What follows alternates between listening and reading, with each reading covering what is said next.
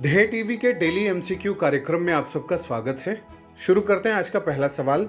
हाल ही में किस राज्य ने अपना 17वां बर्ड सेंचुरी यानी पक्षी अभयारण्य गठित किया है? आपके ऑप्शंस हैं ए गोवा, बी आंध्र प्रदेश, सी तमिलनाडु या फिर डी उड़ीसा। इसका उत्तर है सी। व्याख्या देखते हैं। तमिलनाडु के तिरुपुर जिले में अपना 17वां पक्षी अभयारण्य तमिलनाडु को मिल गया है। 125 हेक्टेयर का नंजरायण टैंक 130 से अधिक पक्षी प्रजातियों का घर है, जिसे वन्यजीव संरक्षण अधिनियम 1972 के तहत पक्षी अभयारण्य घोषित किया गया है। वेलोड पक्षी अभयारण्य के बाद तमिलनाडु के पश्चिमी भाग में यह दूसरा पक्षी अभयारण्य है। कोयम्बटूर, नीलगिरी और तिरुपुर जिले में कई झीलें और तालाब हैं जो जैव विविधता से भरपूर हैं और उन्हें संरक्षित करने की आवश्यकता भी है। अब बात करते हैं दूसरे सवाल की। ITPGRAFA जो एक अंतर्राष्ट्रीय संधि है, किससे संबंधित है? आपके ऑप्शंस हैं ए ऊर्जा सुरक्षा, बी खाद्य और कृषि सुरक्षा, सी जल सुरक्षा या फिर डी पर्यावरण सुरक्षा।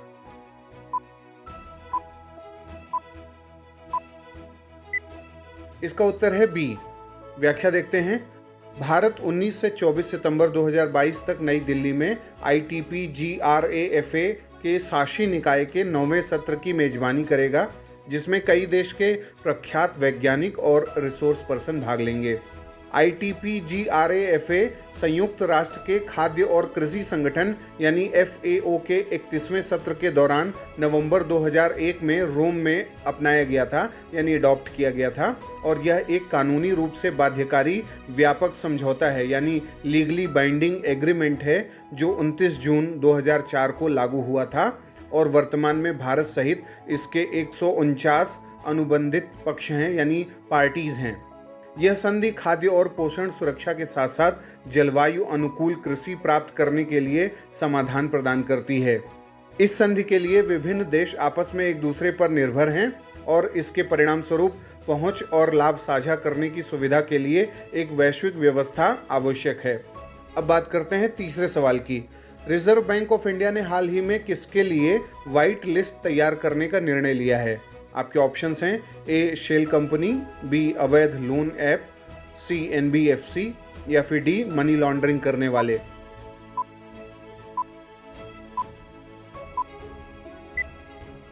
इसका उत्तर है बी। व्याख्या देखते हैं।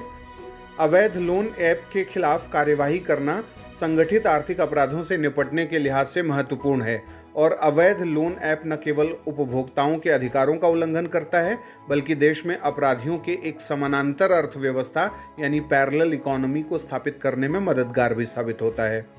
अवैध लोन ऐप से निपटने के लिए कार्यवाही से देश में वित्तीय साक्षरता के प्रसार में भी मदद मिलेगी और यही कारण है कि भारतीय रिजर्व बैंक सभी कानूनी ऐप्स की एक व्हाइट लिस्ट तैयार करेगा और केंद्रीय इलेक्ट्रॉनिक और सूचना प्रौद्योगिकी मंत्रालय इस संदर्भ में यह सुनिश्चित करेगा कि केवल ये व्हाइट लिस्ट ऐप ही ऐप स्टोर पर होस्ट किए जाएं। यह निर्णय 15 सितंबर को वित्त मंत्री निर्मला सीतारमण की अध्यक्षता में अवैध लोन ऐप से संबंधित मुद्दों पर एक उच्च स्तरीय बैठक में लिया गया।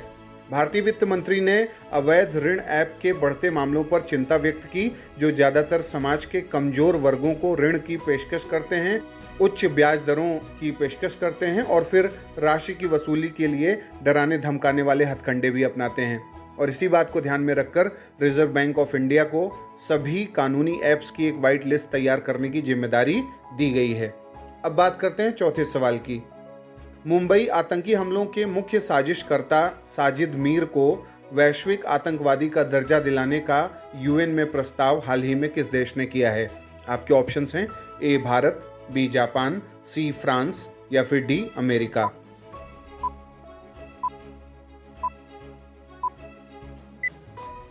इसका उत्तर है डी। व्याख्या देखते हैं। हाल ही में चीन ने संयुक्त राष्ट्र में लश्कर ए तैयबा के आतंकवादी साजिद मीर को अंतर्राष्ट्रीय आतंकी घोषित करने के अमेरिका के प्रस्ताव पर रोक लगा दी है और इस साल चीन ने ऐसा काम कई बार किया है। इस प्रस्ताव का भारत ने भी समर्थन किया था।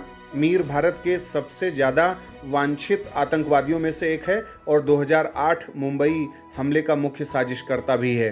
चीन ने अमेरिका की ओर से लाए उस प्रस्ताव पर रोक लगा दी है जिसके तहत मीर को संयुक्त राष्ट्र सुरक्षा परिषद की 1267 अल कायदा प्रतिबंध समिति के अंतर्गत वैश्विक आतंकवादी घोषित किया जाना था और उसे ब्लैकलिस्ट में डाला जाना था। अब बात करते हैं आज के 5वें और अंतिम सवाल की। भारत ने किस देश के साथ हाई स्पीड ट्रेन प्रोजेक्ट के लिए संयुक्त कार्यदल की 6ठी बैठक आयोजित की है? आपके ऑप्शंस हैं A France, B Germany, C Japan या फिर डी ब्रिटेन।